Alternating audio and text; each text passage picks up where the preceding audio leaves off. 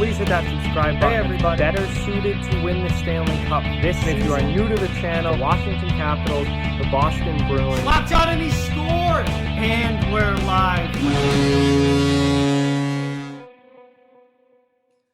Hey everybody, so it may be the middle of the NHL playoffs, but we've got trade news today, and it is fairly big news between the Pittsburgh Penguins and the Toronto Maple Leafs, a deal sending Kasperi Kapanen from Toronto back to the team that drafted him in Pittsburgh, and a first-round pick coming back to the Toronto Maple Leafs. There are other pieces involved as well, but those are the two main pieces going from each side here.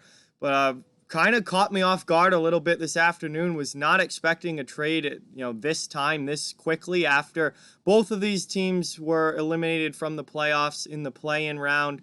So early exits for both of them. They both were expected to be active this offseason, so it's not surprising that they've made a deal. Just happened a lot quicker than I thought it was going to, and they're not waiting around till the draft or till the offseason at all. They are making moves now.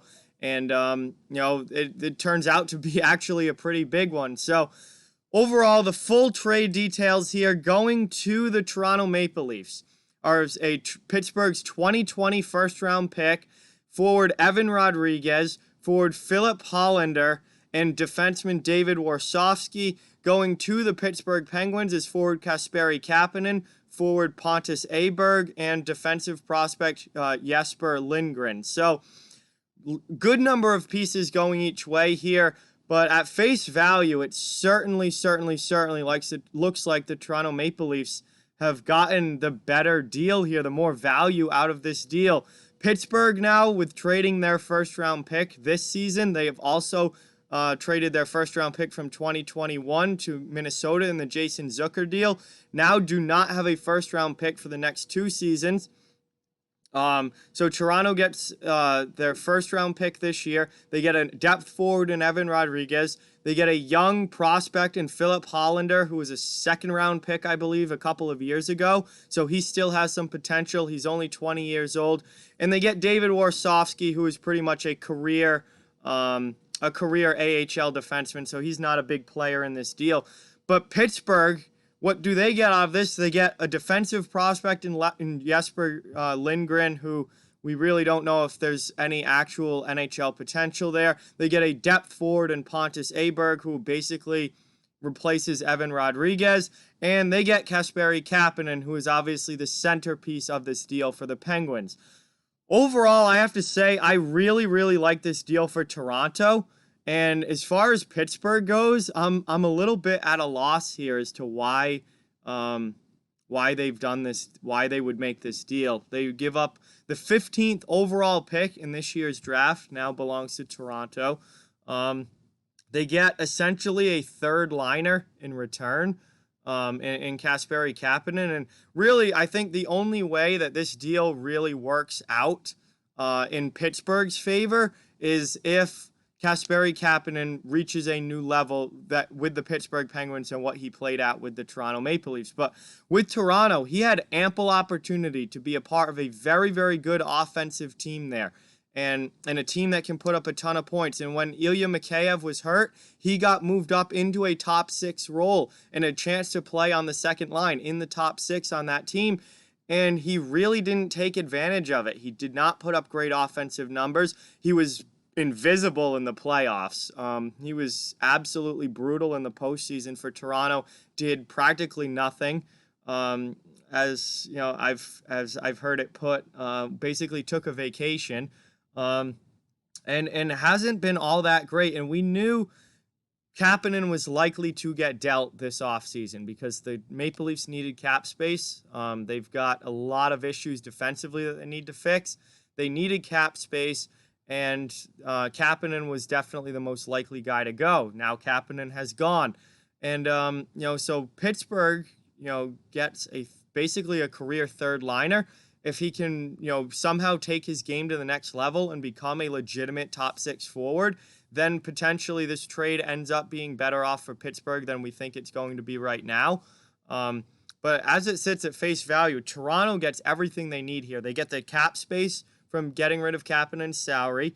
They get a first-round pick, which they needed, and it's 15th overall, a top 15 pick in a very good draft this year. They get the better of the prospects that were swapped with Philip Hollander. They give up Jesper Lindgren, but Hollander's only 20 years old, was a second-round pick, and still seems to have some potential. They really don't give anything, big up. And then Pittsburgh, on the other hand, they give up their first-round pick, which they don't have one for next year either, so they give up first-round pick for Kapanen and, a defensive prospect that may or may not ever make the NHL. I'm probably leaning towards not. And they get a depth forward in Pontus Aberg, but they swap depth forwards with Evan Rodriguez and Aberg. So those aren't really, a benefit to either team. And to me, at face value here, it just looks like Toronto's won this trade. Now, that could certainly change in the future. There's been plenty of trades that the hockey world has looked at and thought that one team, fleeced the other team or won that trade easily. And then you look, 5 years down the line and you look back and go, well, we were dead wrong about that.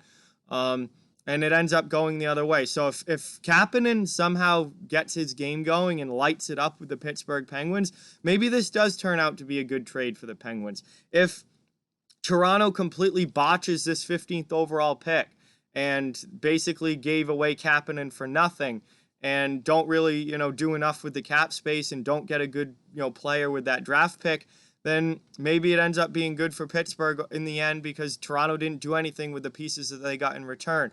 There's always a chance of things like that happening. So it's always you can never really call a winner in a trade before seeing how things work out long term.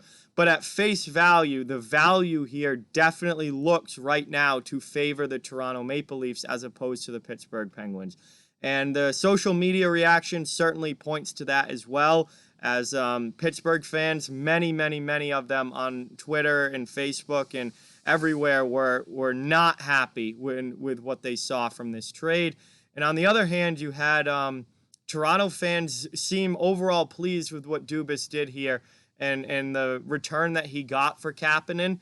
And I think a lot of people in Toronto were ready to see Kapanen go, particularly after his performance in the playoffs this year and just how useless he was in the postseason. I think they were ready to move on from Kapanen. A lot of them, they're happy to see him go. And to get a first-round pick back for essentially a third liner, that is a great deal there for the Toronto Maple Leafs. So right now, it certainly looks like this trade's going in Toronto's favor. We'll see what happens long term. We've certainly been wrong about winners and losers before, but big trade today, Pittsburgh in Toronto, and it looks like Toronto has gotten a lot of value out of this one. So we'll see what happens, but interesting trade here, and not often you see trade action taking place during the playoffs, but some added